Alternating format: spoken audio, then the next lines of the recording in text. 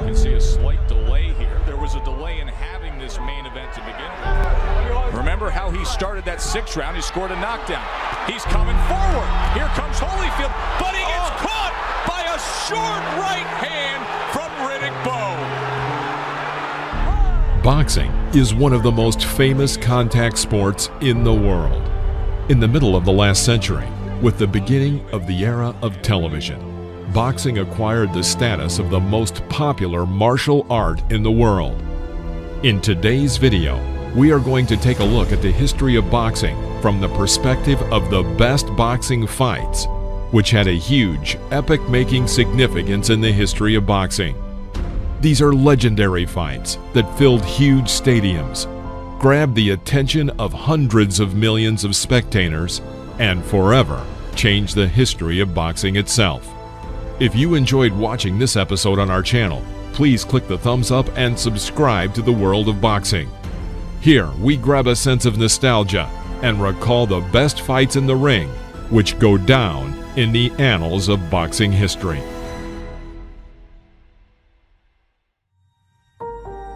June 8, 2002, Mike Tyson versus Lennox Lewis. To get the whole story of the Lewis-Tyson confrontation, you need to start in 1984 when they were both amateurs and met during a sparring match. Mike Tyson's manager at the time, Cus D'Amato, predicted that these two would one day meet in the professional ring. But early on, their careers diverged.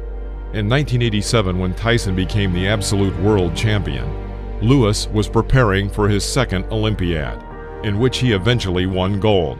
Even though Lennox is only 10 months older than Tyson, he reached his peak in professional boxing in the second half of the 90s, while Tyson's peak fell in the second half of the 80s. While Lewis was gaining strength, Mike's affairs were already going, and to put it mildly, not very well. A prison term knocked him out of boxing for 4 years, and later a disqualification after a scandalous rematch with Holyfield took him out for another 1.5. But even when Mike was training, he was not consistent. He alternated with trips to clubs, drinking alcohol and using drugs. Even with all his problems, when he returned to the ring in 1999 after being disqualified for biting Holyfield's ear, he fought 5 times and won each time in the first or second round, although 2 of the fights were also declared invalid. During the Orlin Norris fight, Tyson struck his opponent after the bell, and Norris could not continue the match. After the fight with Andrew Golota, it was discovered that Mike had traces of marijuana in his system.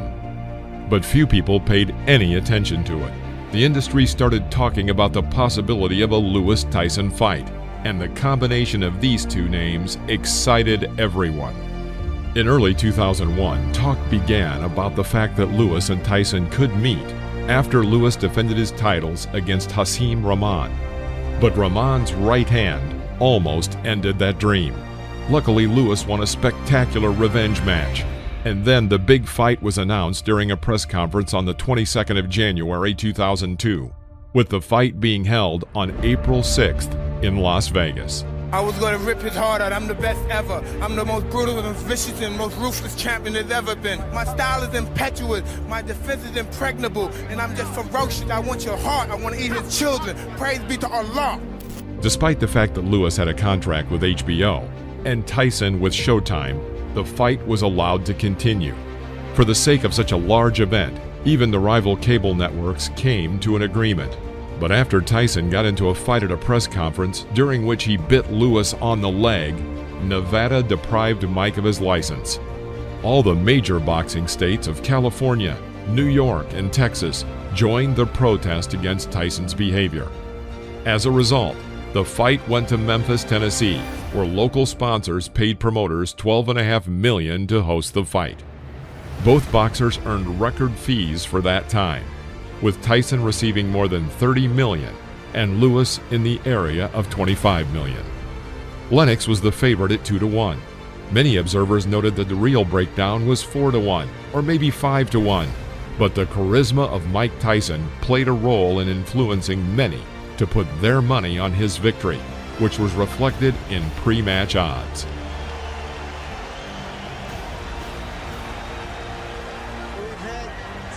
Well, punches too cautious. And that's what can happen when you have The start of the fight was an inspiration to those who supported Tyson. Mike started the fight dynamically and energetically, as in his best years.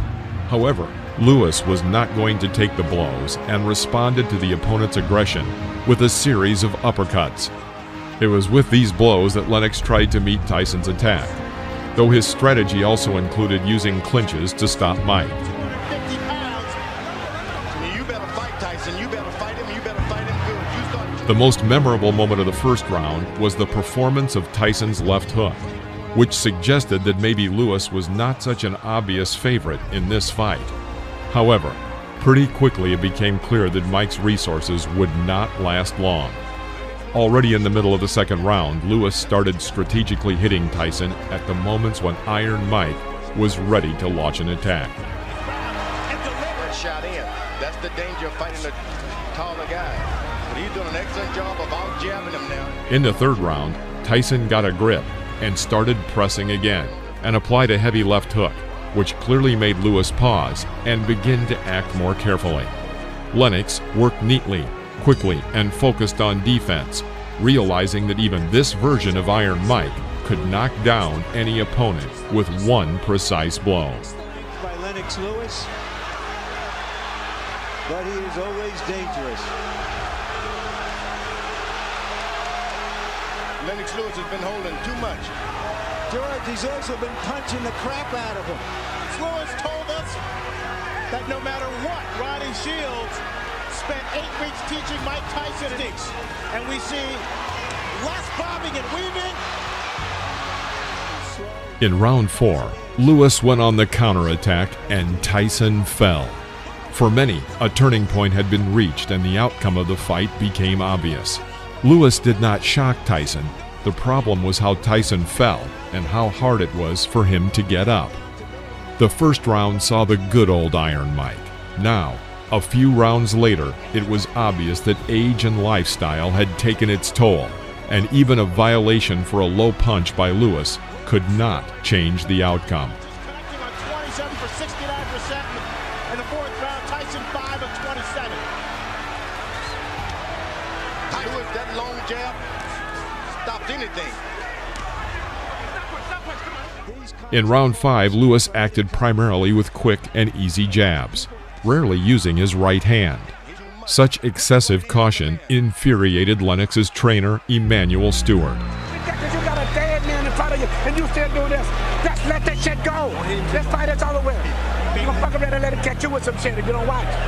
This man is dead out there, but he wants to quit. You understand that said that let this shit go. Right hand over top, right hand uppercut.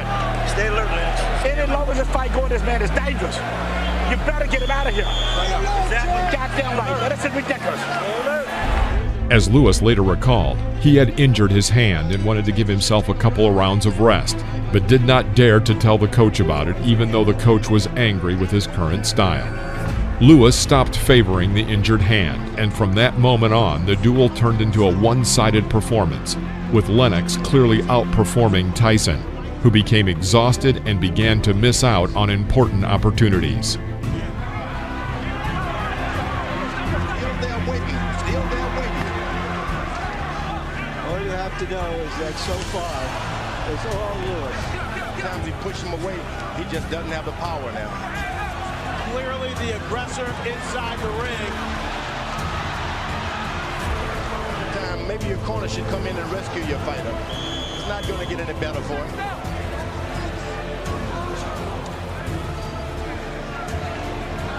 I have it on myself. Suddenly, in the 8th round, Lennox Lewis again seemed to pause the attack, and even allowed Tyson to carry out several sluggish attacks of his own, although they were not up to Tyson's previous standards. Then it became clear that Lewis was just waiting for the right moment to strike. Lennox Lewis tripling Mike Tyson with a big uppercut, and Eddie Cotton separates the fighter. Even though Tyson did not touch the floor, and officially the referee did not have the right to start a count, he did, counting a knockdown and giving Mike time to recover. But this only delayed the inevitable. A little less than a minute later, an exact right cross to the chin was performed by Lewis, putting an end to one of the most high-profile and largest monetary matches in the history of boxing. It's over. Lennox Lewis cements his legacy. It doesn't. Many people were upset to see the defeat of Mike Tyson. People wanted to believe in a miracle, that Iron Mike would suddenly return to his old self for at least one evening.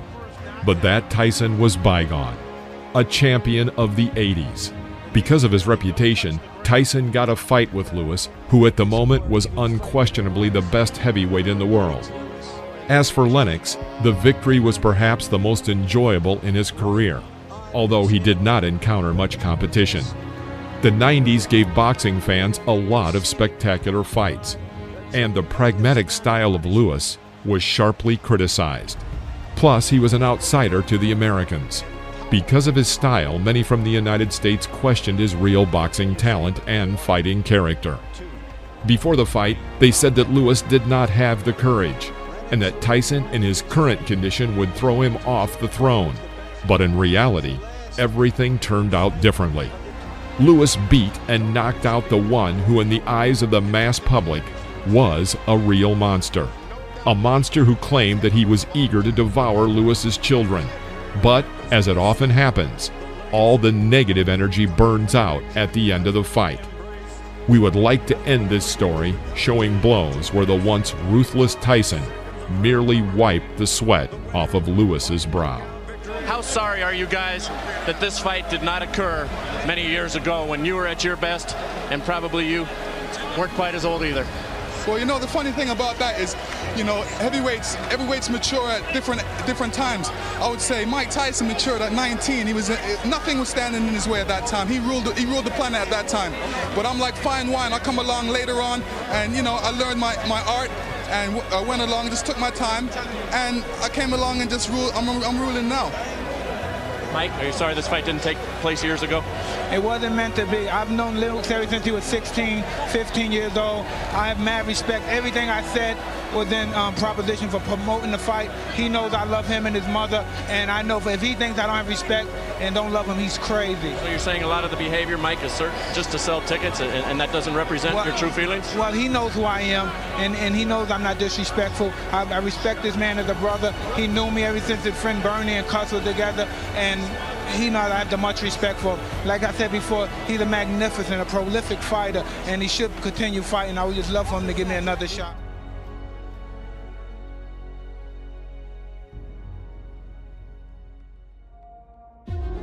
March 13th, 1993. It is very rare when a fight in the lighter weights attracts great attention. But on this day, the attention of the entire boxing world was riveted on the unification fight in the first flyweight. IBF champion, 25-year-old American Michael Carbajal entered the ring in a long-awaited fight against WBC champion, 26-year-old Mexican Humberto Gonzalez. All boxing fans remember well that the two legendary ring announcers, Michael Buffer and Jimmy Lennon Jr., jointly announced the rivals. They also did this in the matches between Mike Tyson and Lennox Lewis, and Floyd Mayweather and Manny Pacquiao. But this was the first time they had done it in a lighter weight. The official ring announcer was Lennon, but for some reason Carbajal demanded that he be announced by Buffer. To give some history, leading up to the fight, in 1988, Carbajal took part in the Olympic Games in Seoul, where he won silver. And Gonzalez by that time had 22 fights in the professional ring. In 1989, Carbajal made his professional debut, and Gonzalez won his first champion title. Michael won his first title in the summer of 1990, and from that moment, interest in this matchup began to grow. But at the end of the year, there was a surprise. During Gonzalez's sixth defense of the title, he lost by knockout to an unknown Filipino named Rolando Pascua.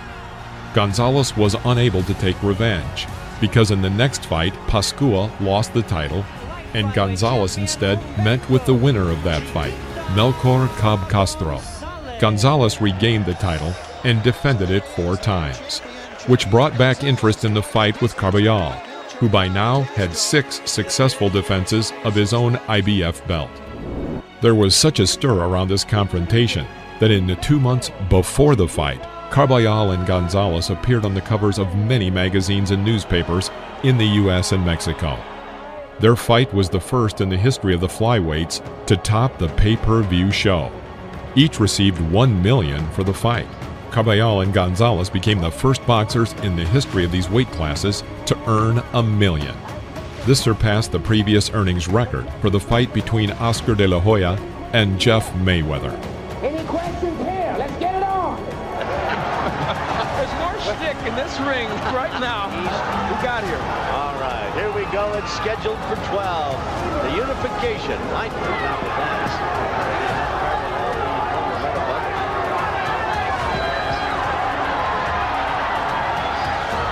To the delight of his fans, Gonzalez bangs away with a left and then a right. And sometimes when Michael Carbajal gets in trouble, Tendency, Al, when he throws that left to bring it by way of third base, which might leave him wide open for that uppercut.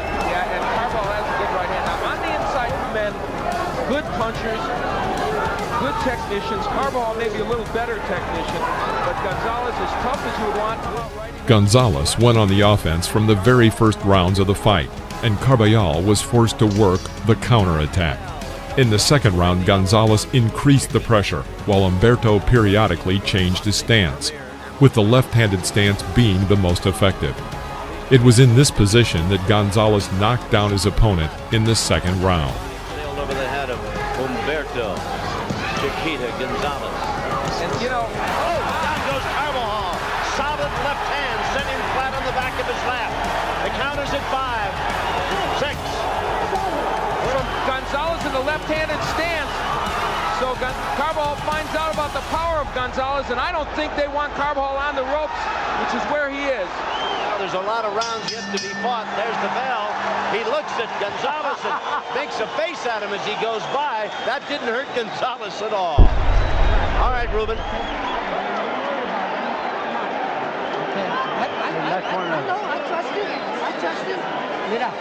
And it might be Carbajal. It doesn't look as though Gonzalez is showing any blood as Carbajal bangs. After the first 2 rounds, Carbajal lost 3 points on the referee's cards. It was necessary to close the gap, and he increased the activity and rigidity of his actions. Gonzalez intensified in the end, but the round went to Carbajal. The punches are landing above the belt. And I mean, he is getting it in against Gonzalez because Gonzalez is lowering his left. Al, I talked to Danny Hands whenever he feels like it, and right on the eye of Gonzalez. Good solid right. Anticipated or wanted. Above us, they turn everything loose, these two. Gonzalez will take a point away. And of course, remember, with Carbajal being down, they're sent down. That's right. But I don't know. Good right hand. It's remote to be. It does. In the 4th round, Carbajal again managed to effectively resist the onslaught from Gonzalez, who delivered more punches, but Carbajal's hits were becoming more accurate and harder. The advantage that had been accumulated by Gonzalez was reduced. In the 5th round, the fight was not going as well as Gonzalez would have liked. Despite this, he aggressively attacked Carbajal, knocking him down for the second time. Down across the way. Second knockdown. At 7, he's up. Humberto Gonzalez runs across the ring after him. This time Carbajal is hurt. He is hurt. The first 10 seconds after the knockdown were unsettling for Michael, but he quickly recovered and even managed to turn the tide, as Gonzalez was slowing down. Carbajal would have won the round and even the score on the judges' cards, if not for the knockdown, due to which this round still went to Humberto Gonzalez, who again created a solid lead on the scorecards. I think Chiquita has busted right on that left eye. Carbajal seems to have his mouth open. Going to be as important an item in this fight, gentlemen, as anything. Vision is going to be tough. That's right, the swelling. After the active 5th round, the boxer seemed to take a break in round 6, which was taken by Gonzalez, who managed to finish strong. When the 7th round began, both boxers had a reason to intensify their activity. Another knockdown would not necessarily guarantee a Gonzalez victory, but would be a significant step towards winning. Carbajal had a different situation.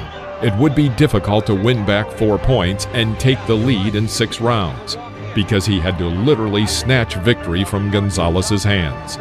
In the middle of the round, Carbajal inflicts a tough left hook, knocking Gonzalez against the ropes, which should have been a knockdown, but was missed by referee Mills Lane. All of a sudden, because he went reeling against the ropes and only the ropes kept him up. Again, the right hand by Gonzalez was not going to give up and counterattacks, but for the first time in the fight, Carbajal's punches began to shake him. Michael felt that his opponent was weakening and began to invest more in each punch. Using the same left hook that had shaken Gonzalez earlier, he now delivered a knockout blow, becoming victorious. Only, he's not going to get up.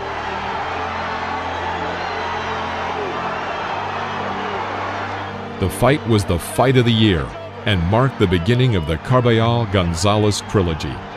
The boxers would meet 2 more times, and Gonzalez would win both times by a close decision of the judges. But the most memorable fight of their rivalry was their first meeting and Carbajal's triumph. In 2006, Carbajal and Gonzalez were inducted into the Boxing Hall of Fame.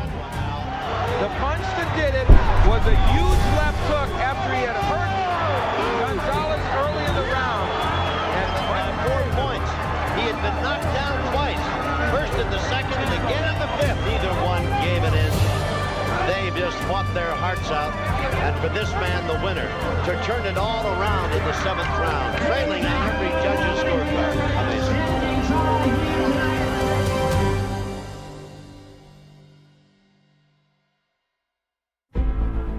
January 24th, 1976, Las Vegas, Nevada.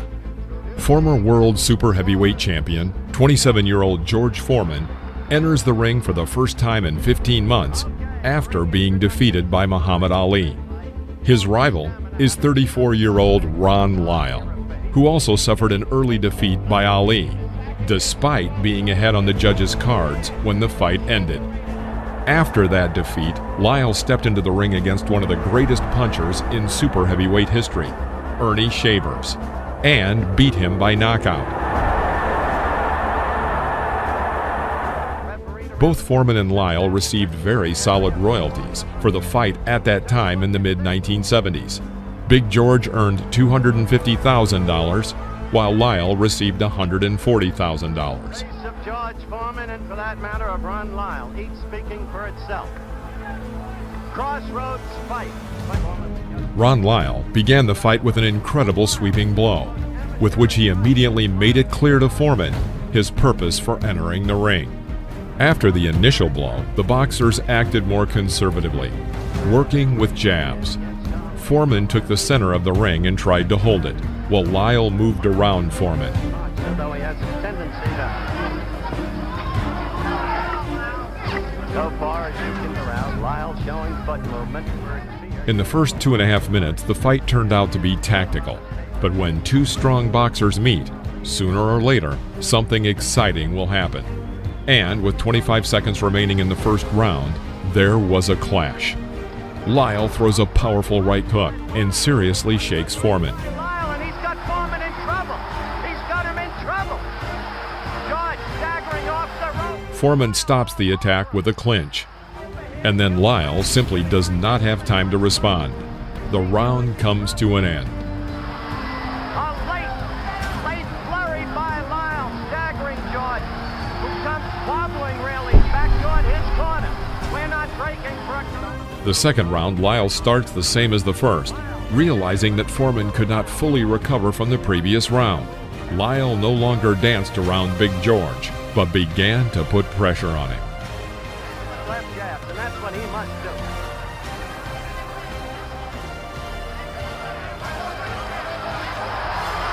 Lyle with a good left. George fighting back now. An assertive boxer like Ron Lyle shouldn't be allowed to dominate in the ring. And Foreman began to respond to his opponent's actions. That could be a mistake, Kenny. See that right come around and land on Foreman. Foreman in the red trunks, Lyle in the white. And the advisors are yelling to Foreman, keep those hands up. Now Lyle The response was a success. Lyle, who probably underestimated the punching power of Foreman, was thrown into the ropes. Foreman found himself in the same situation as in his last fight against Muhammad Ali. However, George, now with the very bitter experience of past defeat in his mind, did not act so recklessly, although he missed defending against some dangerous counterattacks.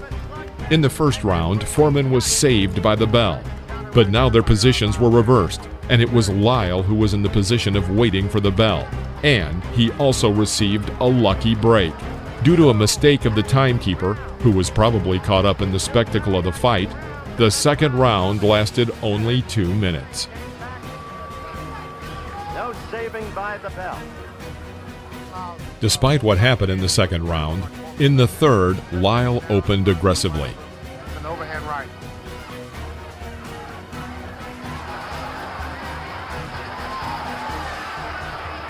First round for Lyle, the second round for George Foreman. Lyle must be careful. You're right about the use of the right. There it was again. However, despite Lyle's pressing, Foreman was not affected and seized the initiative, moving forward and pressing Lyle to the ropes. Lyle was unfazed by Foreman's attacks and successfully countered them at the ropes at the end of the round. Foreman threw a right hand To the body.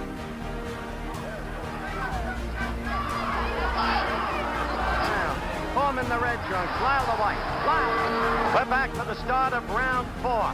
In what has been a boxers, kids playing in the playground who are 40 up. Producer retimed the second round. In our truck, Lyle all over. Lyle has Foreman in trouble. Foreman is down. It started with a right, then a left. Lyle putting on a tremendous demonstration. Now for 15 months since here, he's been relatively inactive, except for that charade in Toronto against the frightful Todd. Now Foreman fighting back. Oh, Foreman is in trouble. Lyle caught him with a good left. Now George, now George struck back. Now George fought back with a magnificent right. George fought back. Lyle let himself open for that. He got overly aggressive there, and he was very excited. And Foreman was going hard, desperation punches. A minute to go in a wild fight. Just as Lyle apparently had George in trouble. George with that punching power that we talked about in prior fight. Lyle is now ready to go. Against the rope. About 40 seconds left in the round. Lyle's covering up against the rope. His handler screaming to Foreman, hit him in the body. George at the head. Lyle is now wide open. He is... Lyle trying to swing back. This isn't artistic, but it is slugging the way the public wants it. Only 10 seconds left in the round. Now Foreman was staggered. Foreman was staggered by a Lyle left. Foreman goes down. It could be noted at this time, the Las Vegas Boxing Commission required super heavyweight boxers to enter the ring wearing 8-ounce gloves. In the fifth round, the action continued, although not as dynamically as before, as the previous round took a lot of energy from the fighters.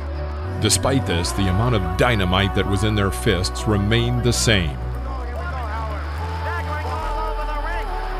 Lyle against the ropes, throwing the left uppercut. Nice, and yet he doesn't even seem to be with it. Then he made the point that George's hands are down, and so they are. George is falling forward over Lyle, trying to hit back. George got a series of left jabs. Good right uppercut by Lyle. Foreman again in trouble. See him falling forward. Foreman and Lyle exchanged the most severe blows yet, and it was difficult to say who had the higher punching power. But it appeared that Lyle was more tired. Big George locks Lyle into the corner and delivers a large number of punches. During this exchange, the referee does not seem to take an active part in the fight, and subsequently did not stop Foreman from delivering a heavy knockout. Lyle loses consciousness while still standing, and the referee, who started the count, should instead have been calling for medical attention for Lyle. By the end of 1976, the Foreman-Lyle fight was recognized as the Fight of the Year, and since then, all publications that make up their ratings of the greatest fights in the history of the super heavyweights put this fight in their top 10. It is worth noting that Ron Lyle entered amateur boxing at the age of 28, and just a year later became the amateur boxing champion of North America.